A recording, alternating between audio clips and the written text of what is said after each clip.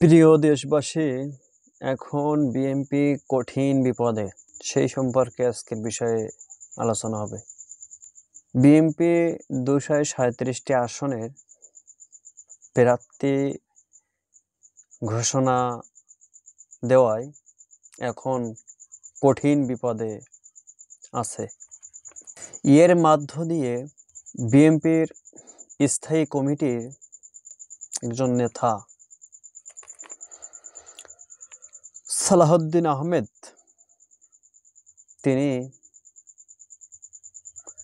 এক ইসলামিক সংগঠন উপস্থিত হয়ে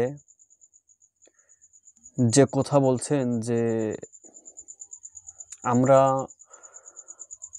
আমরা মদিনা সনদে বিশ্বাসী, আমরা মওদুদি সনদে বিশ্বাসী না। মওদুদি আইন কখনো কোনো দল কি বলছে যে আমরা মওদুদি আইন চালু করব? শেখ মুজিব যখন সংসদ চালু করে, আইন এই বাংলাদেশে চালু করে, তখন সেকুলারিজম চালু করে, গণতান্ত্রিক মতবাদ চালু করে, এরপর সমাজতান্ত্রিক এগুলো চালু করে। কিন্তু 1975 সালে শেখ মুজিব মারা যান।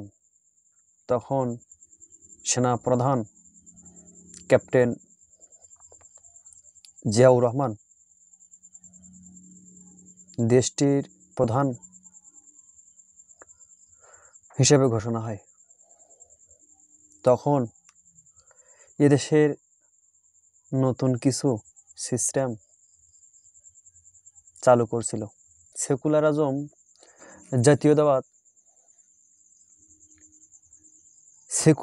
জাতীয়তাবাদ, সমাজতান্ত্রিক এগুলো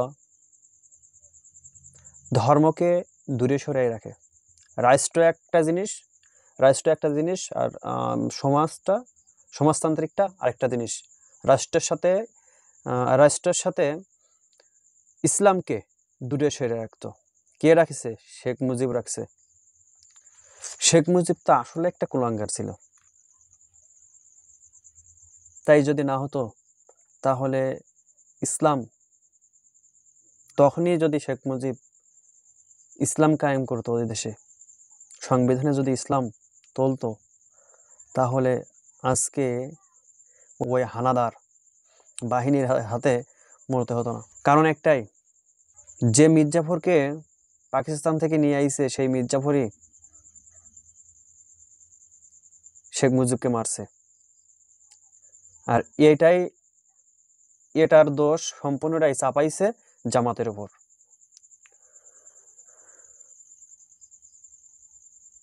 জামাত কখনো কোনো দুর্নীতি, কোনো চাঁদাবাজ কে প্রশ্রয় দেয় না। জামাত সংগঠনটা আমরা বিভিন্নভাবে বিভিন্ন লোক মতভেদ সৃষ্টি করছে। আসলে কি, জামাত তো তারা কোরআনের কথা বলে, তারা কিন্তু ওই মওদুদির কথা বলে না। তারা ওই মওদুদির আইন মানতে চায় না।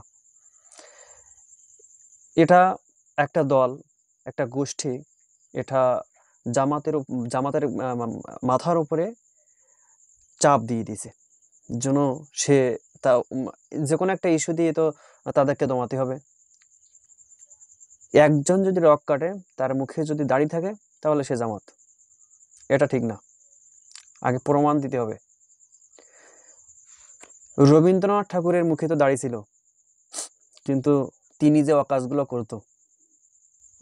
করতো, তখন তো জামাতের উপরে দোষ দিতে পারত।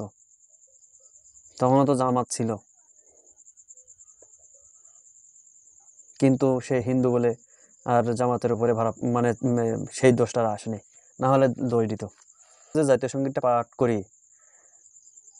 যে লেখছে সে কেমন ছিল। জাতীয় সঙ্গীতের বিষয়টা ভিন্ন, আমি ওই বিষয় নিয়ে কথা বলতে চাই না।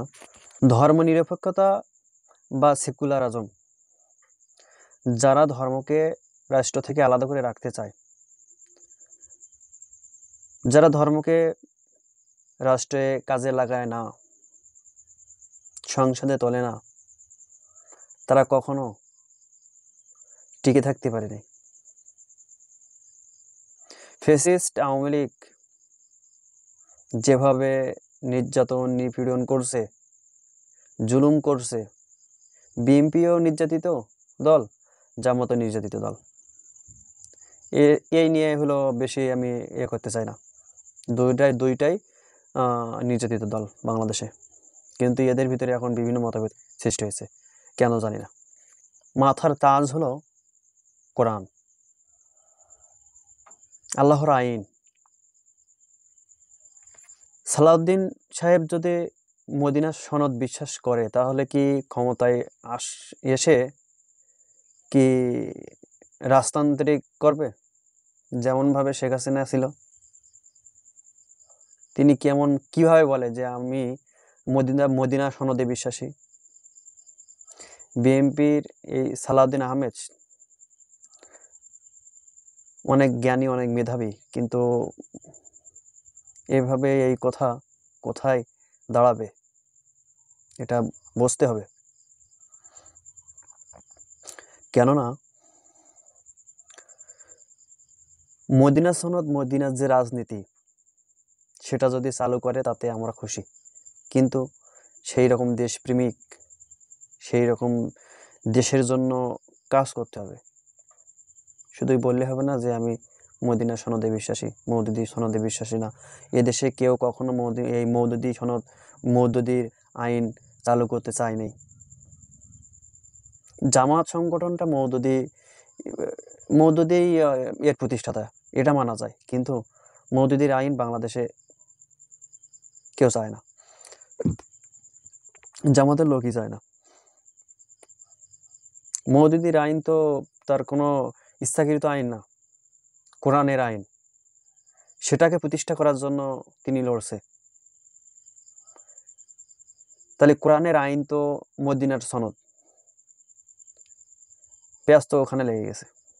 এই জন্য বলি যে বিএনপি এখন কঠিন বিপদে। আইনের চোখে সকল নাগরিককে একই চোখে দেখা, কারণ আইন সবার জন্য সমান। কিন্তু বাংলাদেশের আইন টাকা দিয়ে সবকিছু কেনা যায়, টাকায় সবকিছু কেনা যায়।